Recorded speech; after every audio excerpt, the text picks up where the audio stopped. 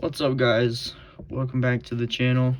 It's been a while since I posted anything knife related, a long while, so I figured with a bunch of new knives I have acquired since the last time I made some videos, I should make some videos.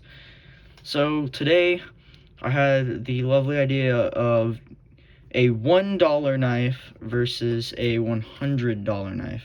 So start off, this is the $1 knife representative, whatever you want to call it, from a value pack from Academy.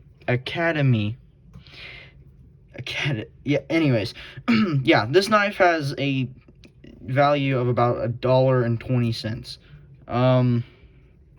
This is some kind of plastic, some kind of backlock-ish thing, and it's a blade. It's sharp, sorta.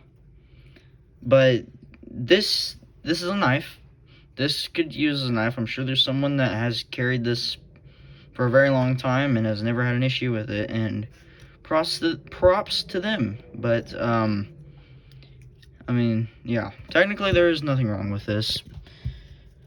But yeah, I'm not going into specifics on the knives in this video. I'm just here to talk about them. But yeah, this is the much more famous Para 3 Lightweight. It's my personal one,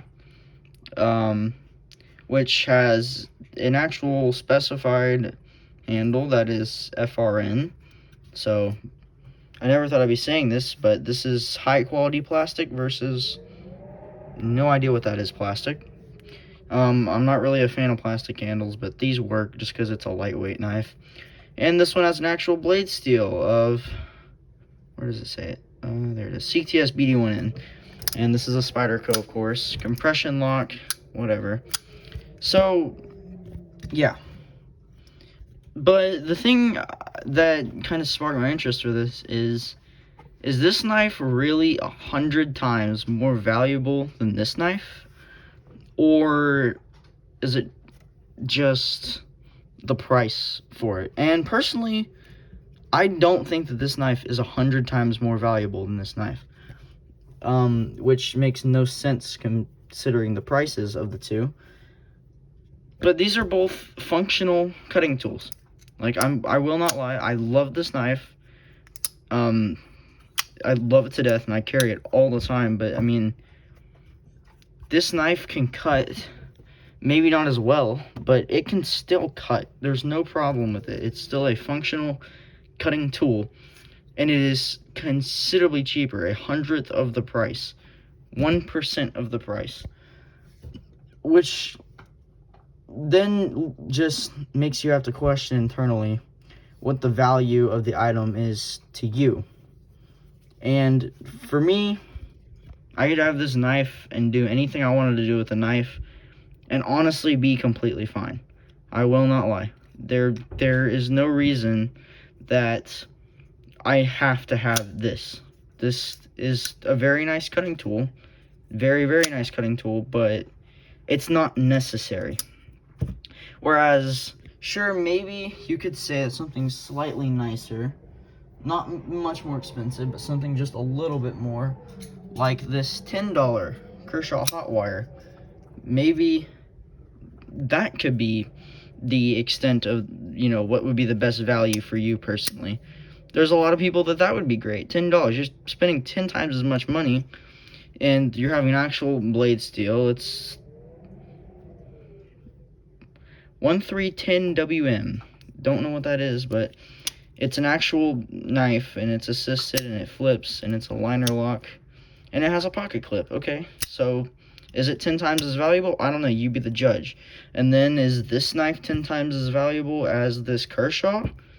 That's up to you to decide personally, but yeah, it's a really interesting question, though. Really interesting topic, and it sparks some kind of weird controversy where the majority of people would not think that this knife is 100 times more valuable than this knife, and I don't think it is either. But I mean, if I had $100 in pocket change and I didn't have this, I would definitely buy this over buy one of these as, you know, a dedicated knife, just because, in my opinion, I can appreciate the quality and the company. And this is a USA made item with a lifetime warranty, and it's more functional, it's more reliable, and it's overall just better quality. And like I said, I can appreciate that. And lastly, the last thing I think that, you know, you can bring up in this argument is, what are you doing with it? So these two knives, you could argue, have very different purposes. I have actually used both of these knives plenty of times. I have used this exact knife multiple times while owning multiple knives that are considerably more valuable and better quality, right? Because cheaper knives like this make amazing beater knives, because you can do whatever you want with this, and it's $1. Who cares? Who cares if it breaks? Who cares if you break the tip off? Who cares if the lock fails? It doesn't matter. You can throw it away, and it is infinitely replaceable. This is a much less replaceable object. Sure, I'll cut tape with it, I'll cut boxes with it, I'll do whatever needs to be like that, but one of these, I will drive into wood and pry things and do that kind of stuff with, and the other one I won't. That should be pretty obvious.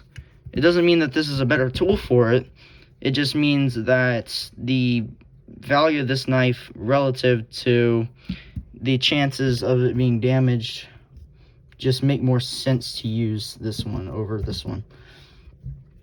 That can also be personal things, and I know there's people that have probably drove this into hard objects and used it as a pry bar and whatnot, and it was completely fine, and good for you if that's your case, but that is not me, and that never will be me.